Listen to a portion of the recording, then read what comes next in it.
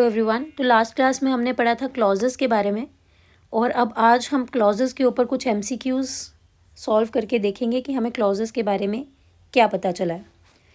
So number 1 is identify the clause. अब clause क्या है? I know that he is honest. I know that, that को जैसे ही देख लिया तो हमें किसी क्लॉज के बारे में पता चलेगा। और कुछ वर्ड्स जो हमने लास्ट क्लास में देखे थे कि हमें पता होने चाहिए ये किस क्लॉज से रिलेटेड है।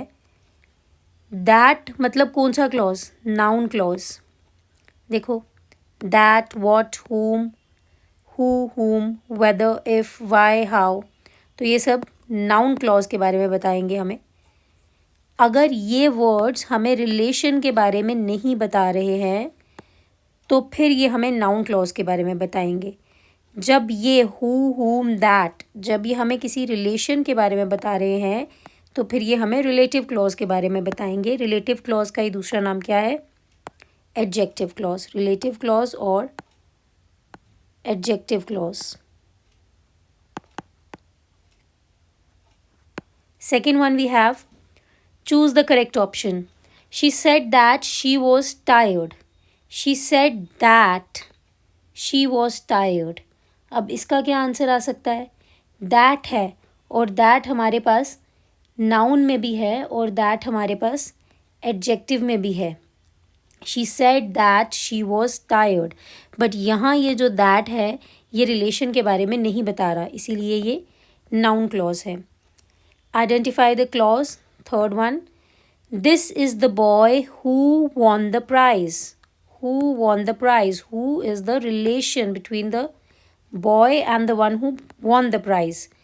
तो जब रिलेशन की बात होती है तब हम बात करते हैं एडजेक्टिव क्लॉज की। The clause is because it was raining. Because मतलब कि रीज़न, और रीज़न हमें कौन से क्लॉज में मिलता था? एडवर्ब क्लॉज में। तो ये है adverb clause. I wonder what he will do next. I wonder what he will do next. What मतलब नाउन। देखो, वॉट मतलब noun.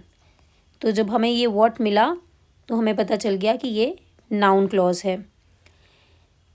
Choose the sentence containing adjective clause. अब इसमें से एडजेक्टिव क्लॉज कौन सा है हमें ये पता लगाना है।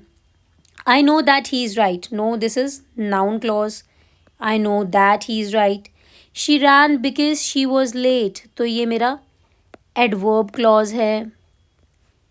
He said that he was ill, ये मेरा नाउन क्लॉज है।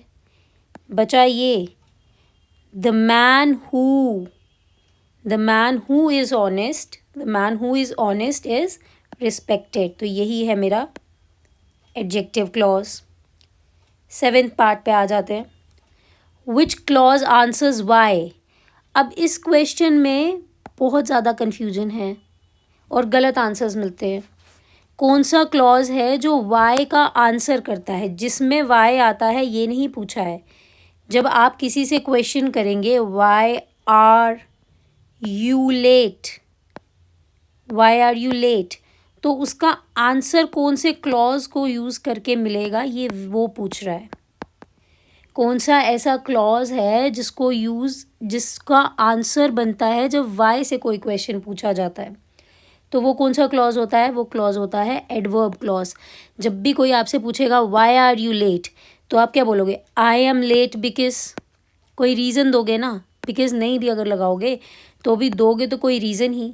तो रीज़न कौन से क्लॉज में दिया जाता है? रीज़न दिया जाता है एडवर्ब क्लॉज में। इस क्वेश्चन को एक बार रीड करके फिर ही आंसर देना।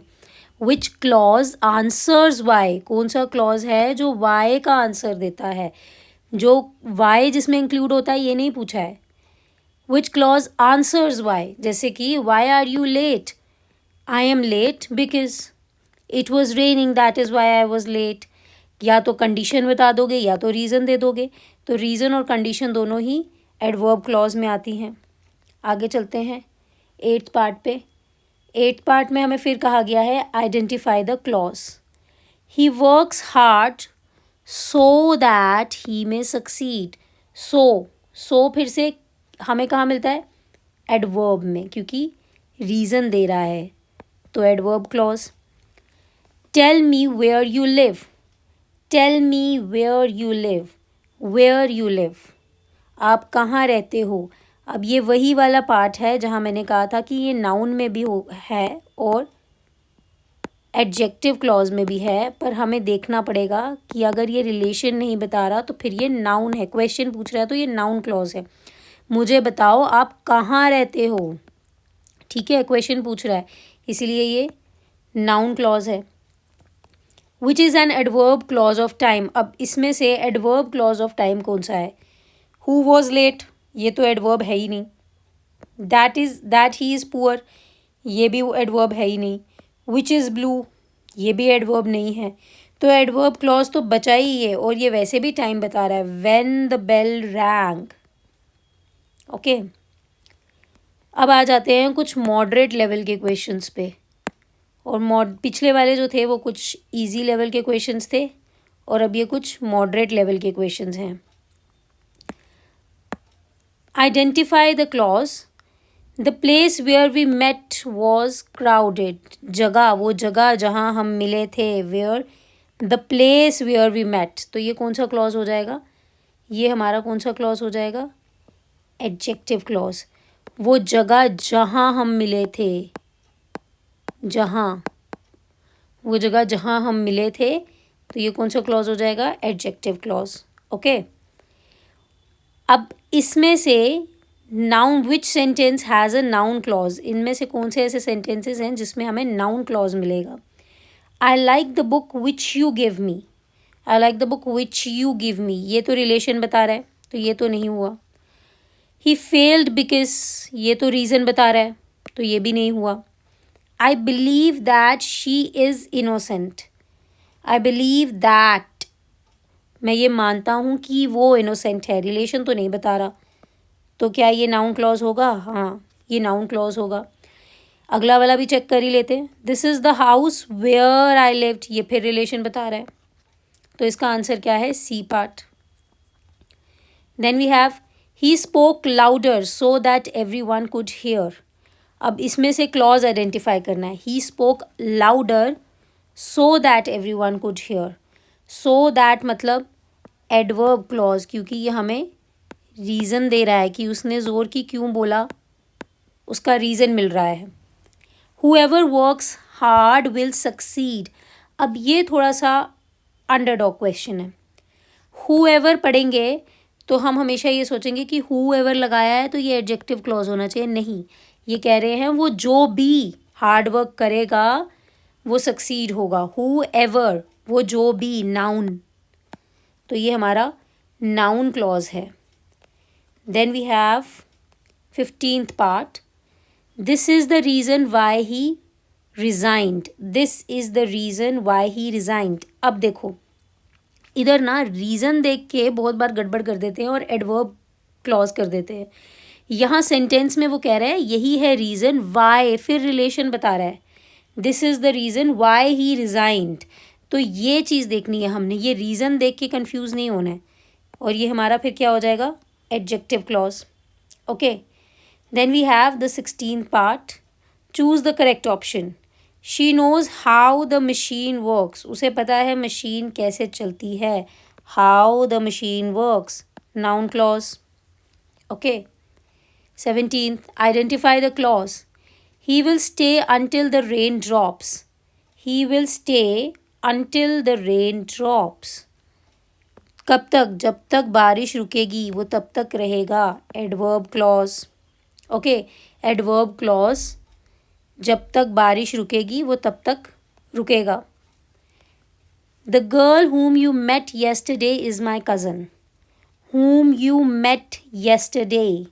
The girl whom you met yesterday is my cousin. सामने सामने ये हमें रिलेशन के बारे में बता रहा है तो ये हमारा कौन सा क्लॉज होगा. एडजेक्टिव क्लॉज होगा. विच क्लॉज मॉडिफाइज नाउन. अब बताओ ये कौन सा क्लॉज है. ऐसा कौन सा क्लॉज होता है जो नाउन को मॉडिफाई करता है. हमने कल ही किया था ये. एडजेक्टिव क्लॉज होता है जो नाउन को मॉडिफाई करता है. Then we have 20th part. He was happy because he won the match. Because ज़्यादा कन्फ्यूजन की तो कोई बात ही नहीं है, because he won the match. इसलिए ये कुछ क्वेश्चंस हैं जो एसएससी लेवल के हैं और जो डिफ़िकल्ट लेवल जिसको, ठीक है। Identify the clause, give him what ever he asks for, what ever he asks for, noun, what ever noun, ठीक है।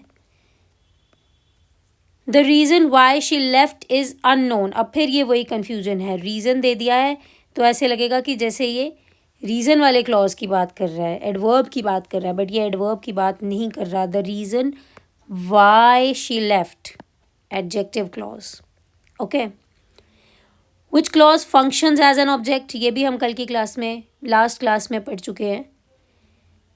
विच clause functions as an object, कौन सा क्लॉज है जो ऑब्जेक्ट की तरह काम करता है? हमें पता है कि वो नाउन क्लॉज है जो ऑब्जेक्ट सब्जेक्ट की तरह काम करता है। तो अब यहाँ ढूंढना है हमें क्या, नाउन क्लॉज। मतलब उसने सीधा सीधा हमें नाउन क्लॉज ढूंढने को नहीं कहा है, उसने बोला है कि कौन सा क्लॉज है जो ऑब्जेक्ट की तरह काम करता है। तो हमें ये पता है कि नाउन क्लॉज है जो ऑब्जेक्ट की तरह काम करता है, इसलिए हम ढूंढने को लग जाएंगे क्या, noun clause. Who is honest, नहीं।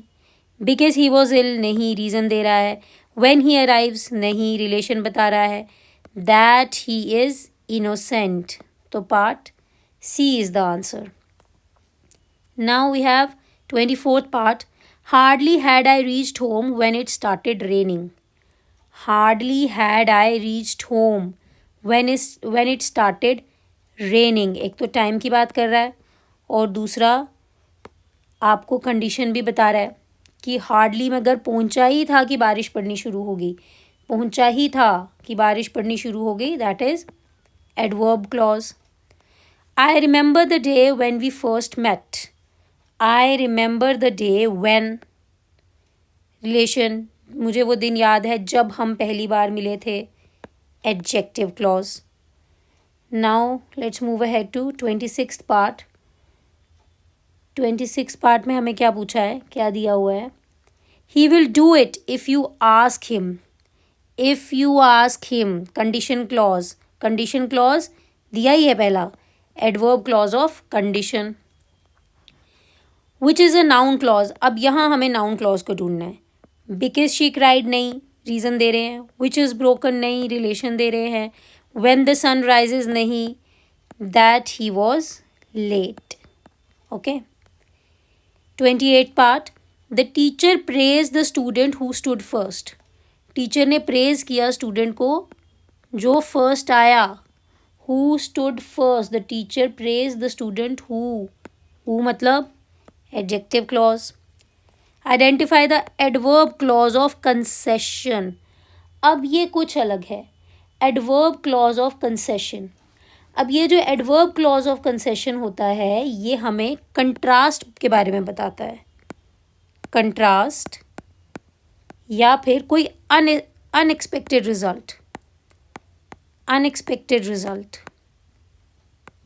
कंट्रास्ट या अनएक्सपेक्टेड रिजल्ट के बारे में जब कोई एडवर्ब क्लॉज हमें बताए तो उसको कहते हैं हम clause, adverb clause of concession, okay. तो यहाँ कौन सी ऐसा क्लॉज है जो हमें अनएक्सपेक्टेड रिजल्ट या कंट्रास्ट के बारे में बता रहा है? दो ही इज़ पुअर। अब इसके भी ना कुछ वर्ड्स हैं जो हमें याद रखने होते हैं कंसेशन क्लॉज के भी, जैसे ऑल दो,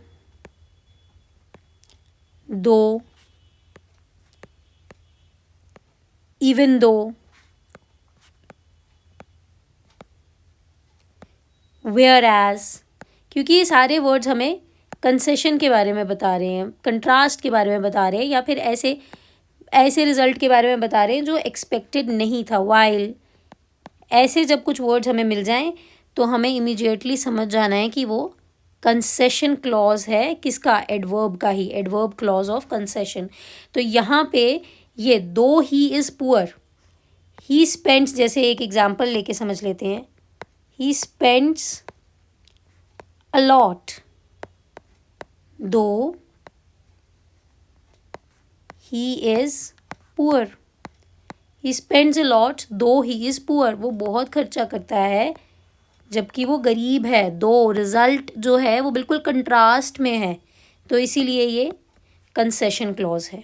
okay, then we have the 30th one, I do not know whether he will come or not. I do not know whether, whether किस में दिखा था हमें? नाउन क्लॉज में। I do not know whether he will come or not. These were the 30 MCQs जो हमने इकट्ठे solve किए। Now we are left with only 20 MCQs, और ये 20 MCQs आपको खुद से ट्राई करने हैं। इसका स्क्रीनशॉट ले लो और ये 20 MCQs खुद से करके इनके आंसर्स मुझे कमेंट सेक्शन में दे देना, and I will check each one of yours answer and revert back. Okay, मैं हर एक के आंसर्स देखूंगी और हर एक के आंसर्स में जो करेक्ट है या जो कुछ इनकरेक्ट है तो वो मैं वापस बता दूंगी। 20 MCQs हार्डली 5 मिनट्स लगने वाले हैं। अगर पिछला वाला लेक्चर देखा है क्लॉजेस के बारे ऊपर और ये लेक्चर भी ध्यान से समझा है तो सिर्फ 5 मिनट लग जाएंगे, मैक्सिमम एट मैक्स 5 मिनट लग जाएंगे, और आप उसके आंसर्स कमेंट सेक्शन में डाल देना। मैं हर एक के आंसर्स देखूंगी और रिवर्ट बैक कर दूंगी अगर कुछ गलत होगा या कुछ समझाने की ज़रूरत होगी तो।